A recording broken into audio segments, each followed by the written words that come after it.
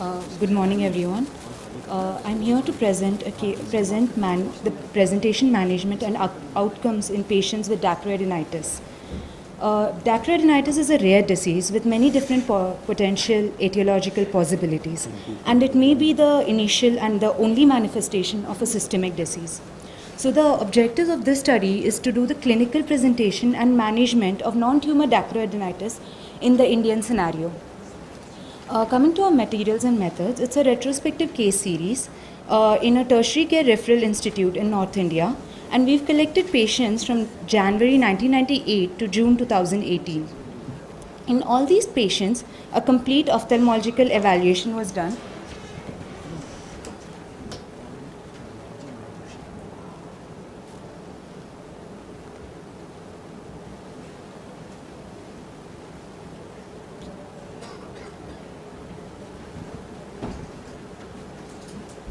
In all these patients, a complete ophthalmic evaluation was done, and followed by a radiological investigation, which included either a contrast-enhanced MRI or contrast-enhanced CT, and a general physical examination was also done.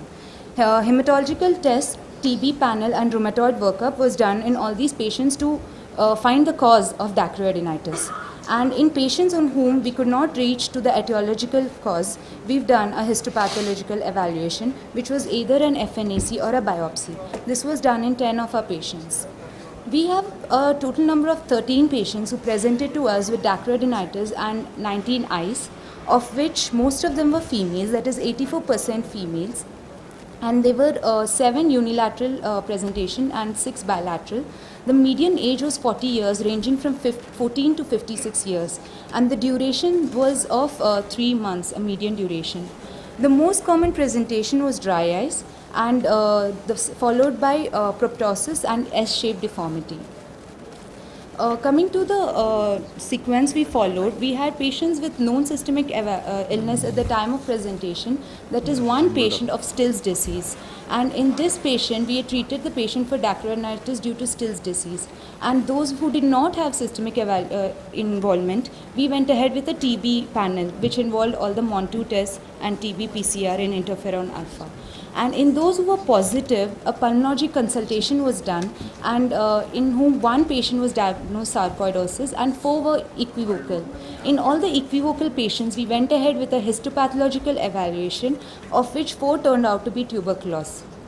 In all those who had a negative TB panel, that is 6 patients, a HPE was done, and of which 1 was sarcoidosis, 1 was juvenile xanthogranuloma, 3 were reactive lymphoid hyperplasia, and 1 was IgG4 disease. So our main diagnosis, 38% of the patients with dacroadenitis presented were tuberculosis, and the next most common was reactive lymphoid hypoplasia. In all these patients, all the 13 patients received steroids. In those patients who were not responsive to steroids, we went ahead with steroid-sparing agents. That is, methotrexate was given in one patient who had IgG4 disease, and tocilizumab in the Still's disease patient. ATT was given in all the 5 patients who were diagnosed tuberculosis. And a mean follow-up of 6 years was done, and there was no recurrence in any of these patients. Here are a few results of our patients in which we had a dentist who presented with a subtle S-shaped deformity, and following a MON2, we diagnosed her as tubercular positive and treated her with ATT. Another patient presented to us with a discharging sinus, and he was a MON2 positive patient with hyperintense lesions on CT, and this patient was also treated for tuberculosis. Here we have a CT scan showing uniformly enhancing hyperintense mass lesions in the lacrimal gland, which was a case of reactive lymphoid hyperplasia. We have another 36-year-old female who presented to us with the complaints of left eye orbital proptosis and also ptosis. This patient was done, CE MRI was done, and there was a uniformly enhancing mass lesion that can be seen in the films here. A TB showed MON2 showed a necrotic indication, and the histopathology showed caseatic granulomatous necrosis.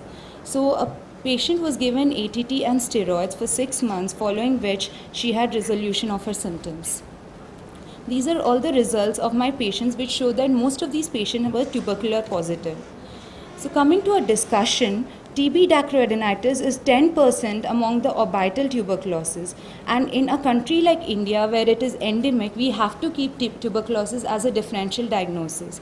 And all these patients, usually AFB staining and culture for MTB are negative. And 38% of our patients had dacryoadenitis secondary to TB.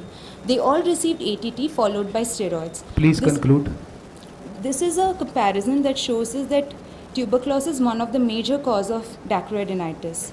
Coming to a conclusion, TB is the most common cause of dacryoadenitis in our study. A complete ophthalmological evaluation with radiological investigations helps us arrive at the diagnosis, and in cases where we cannot reach the diagnosis, biopsy still remains the gold standard. The underlying systemic disease needs to be treated, which if not treated will not help resolve this infection. Thank you so much. Thank you. Dr.